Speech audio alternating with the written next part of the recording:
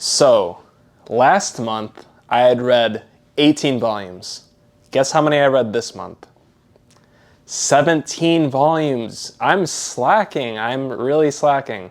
Because there was that one month where I had read 30 volumes. So, I don't know, I gotta pick up the pace a little bit, right? Before we get started with the contents of the video, I just wanted to mention, I know I mentioned it in other places as well, but I wanted to say here that I started a Discord, a Manga Society Discord that you can join and you can talk to other community members about manga, anime, what you're playing, basically anything really. And there's going to be a lot of cool videos that come out of this Discord that you can participate in. So if you want a chance to make it kind of into a video, I have a lot of ideas coming in the pipeline that are going to be showing up soon. So don't forget to join the Discord. I'm going to put it in the description, and it's also linked in my channel. So let's get back to the video. Yokoso, my manga society. So like I had just mentioned, I've read 17 volumes of manga this month, and within that 17 volumes, I've read 12 different series.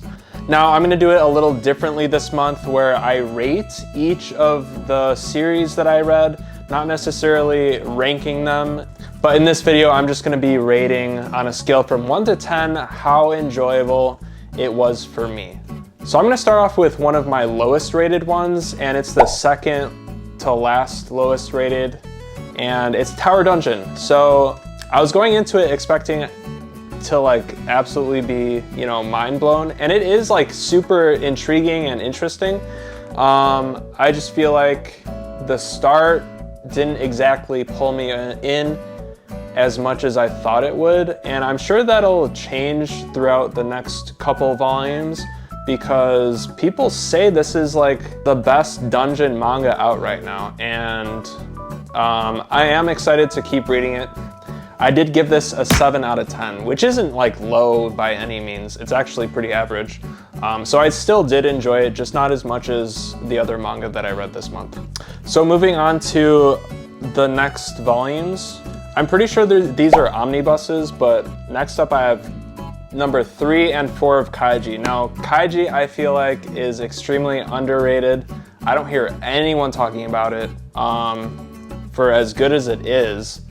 It's basically just this guy gambling his life away. Like, it's actually life-threatening, and it's extremely entertaining. So it got 2 seasons for an anime, and this is still covering the first season. The art style is extremely unique, and yeah, the main character is just such a character. So I'm gonna give this an 8 out of 10. That's pretty high, but I do feel like, again, this is extremely underrated. People die in this series with like some of the gambling stuff that they do, and it's, yeah, I don't know, it's absolutely bonkers.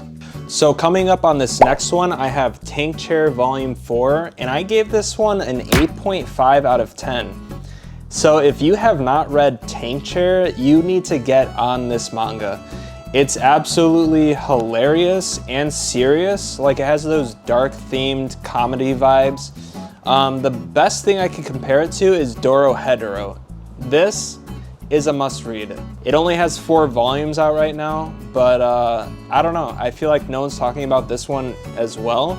And the art style is amazing. The story is actually pretty unique, and you'd think it wouldn't be, but it does such a good job with the world building and the storytelling. So it also has like super cool character designs. So this is a must read.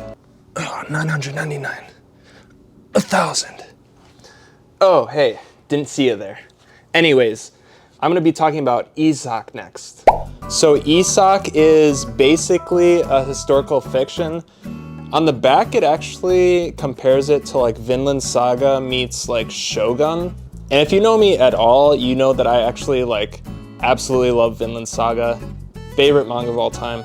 And this first couple volumes, it's actually an omnibus. It was really good. I enjoyed it a lot. You follow like a samurai who, sure, he can use a sword, but he also has like a a unique weapon in his own way. You can see it like on the front, but it's kind of like a gun. He's caught in the middle of like a revenge story, and it's like super unique, super cool. I think the next volume is actually out right now, and I cannot wait to get the next one. So I give this one an 8.2 out of 10. Night with a Cat. Now this one is extremely cute, and if you love like animal manga, cat manga, this is just kind of like the perfect one for you. It doesn't have a story, just know that. So this is basically just like a comedy gag manga. It just basically goes through, you know, this owner and their cat, and just kind of like goes through some of the funny things that cats do.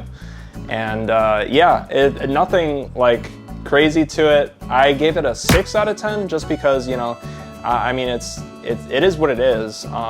Enjoyable read, but there's no story. So the next one I wanted to talk about is Hellsing. Now Hellsing's a little bit of an older manga, and I've been wanting to read it for quite a while. I just didn't really have the means to, or I didn't want to collect like the deluxe editions at certain points in time.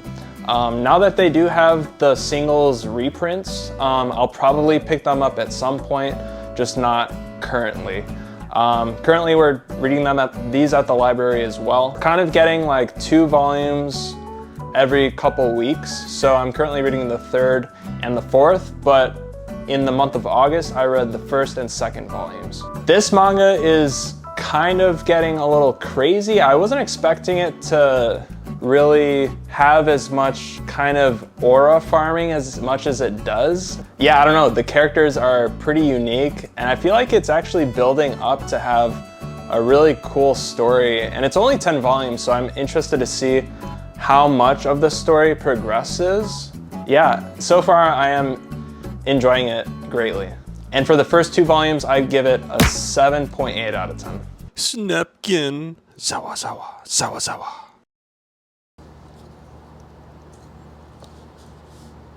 Oh, sorry. I was working on my manga skills. Here's what I have so far. I think it's pretty good. From the hit show Dr. Stone, do you recognize him? Ohio! Anyways, we can get back to the ratings.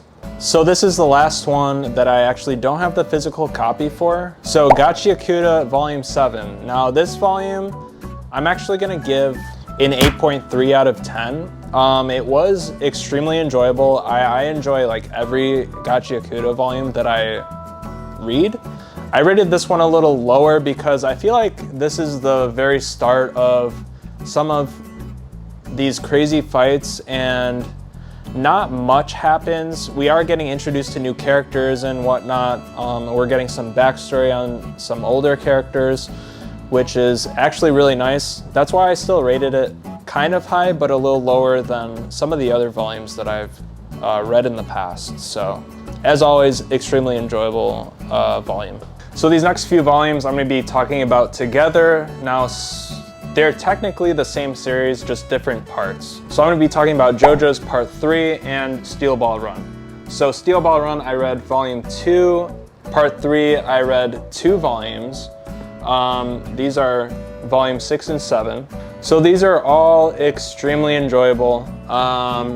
Steel Ball Run is starting to pick up. The first volume didn't necessarily feel exactly like a JoJo story, but this is where it's starting to really pick up and getting a little crazy. So I'm excited to see what happens in the next volume. And then these 2, I feel like I've watched the anime for Part 3, and these 2 had some of my favorite stand fights. So I'm gonna rank this a little higher probably than some of the other JoJo volumes in Part 3. And as always, like, the art's absolutely amazing. So if you haven't read JoJo's, I'd recommend it. It's one of the most popular mangas like in the world. So for these 2, I'm gonna give it an 8.3 out of 10. And then Steel Ball Run, I'm actually gonna be giving this an 8.8 out of 10. I'm extremely excited to see where this goes. So we're coming up on the last 4 volumes, or not 4 volumes, I think 5 volumes, but last 4 series that I read. So this one, Chojin X Volume 6. Now, I feel like I've said this before, but the beginning of this series was a little lackluster, but it's starting to really pick up and get a little more interesting. I feel like this is the beginning of sort of like a next arc, it feels like. And so I think I rated this a little lower than most things that I read this month. I rated this a 7.6 out of 10. And it's because this volume felt a little slower. It's starting to like pick up a little bit in the next arc.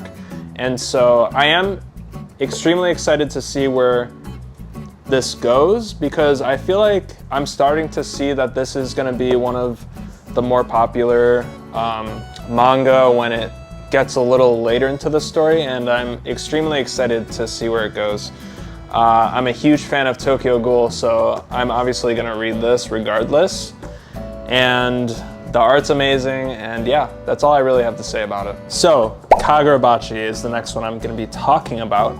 I actually give this a 7.3 out of 10. So it's starting to pick up. I feel like, okay, so Kagurabachi has no chill. It's basically fight after fight after fight. It doesn't really give you many breathers, which is fine, but sometimes I do like to see those sort of slice of lifey type of like intermissions in between fights and arcs. Now I know we're probably still in the middle of like the first arc, but I would like to see some more chilling out and stuff like that. But I am still enjoying this nonetheless. I do think it's really good. We're seeing a lot of character development amongst a lot of the characters, honestly. The art obviously keeps getting better each volume, so I can see why it's popular, is all I'm gonna say. And yeah, it's just really good. Coming up on my last omnibus is Ichi the Killer. Ichi the Killer, warning, there's a lot of torture, there's a lot of violence, there's just a lot going on in this manga. And it's a wild ride. Let me tell you, it's crazy. There's like a bunch of gang wars amongst like Yakuza members. There's so many like messed up characters. It's so interesting to read, and it really makes you want to read more, because there's really nothing like this, I feel like. When this was announced, I was like extremely excited about it, but I feel like there was no hype. There's no one even like really talking about this. I know the movie, the live action movie's pretty popular, but I've heard that this is even crazier than that, and I don't know, I feel like this deserves way more hype than it has actually gotten. So I'm actually giving this an 8.9 out of 10, which I believe is the highest rated manga that I read in August. So if you haven't, please read or check out Ichi the Killer, if you can handle like, you know, a lot of those things that I mentioned. And so now we are coming up on the last manga volume that I read in the month of August. Blue Lock Volume 20. So we're starting to get knees deep into the Neo-Egoist League arc, and yeah, I don't know, it's getting a little crazy. There's a lot of things in here that I hadn't seen before. I know I mentioned in my last video that I know a lot of spoilers, but a lot of the in-betweens I don't know. So it's really fun to read these new volumes that are coming out each month. I don't really know what else to say about this because Blue Lock's so popular, and I feel like everyone kind of knows what's going on. The art's amazing, the story's, you know, unique for a sports manga. For me, this month, I'm gonna give this an 8.6 out of 10. I feel like each manga has something new to show and to develop for a lot of the characters, so that's, yeah, 8.6 out of 10. And that's actually gonna be it for today's video. That's all of the manga that I read and the ratings for each one. Let me know down below in the comments which ones you have read out of those, and in general, just like let me know what you read in August. How many manga did you read? What did you read? What do you recommend? And yeah, don't forget to like the video if you enjoyed it. And don't forget to subscribe to join the Manga Society today. And as always, this world is cruel, but at least we have manga.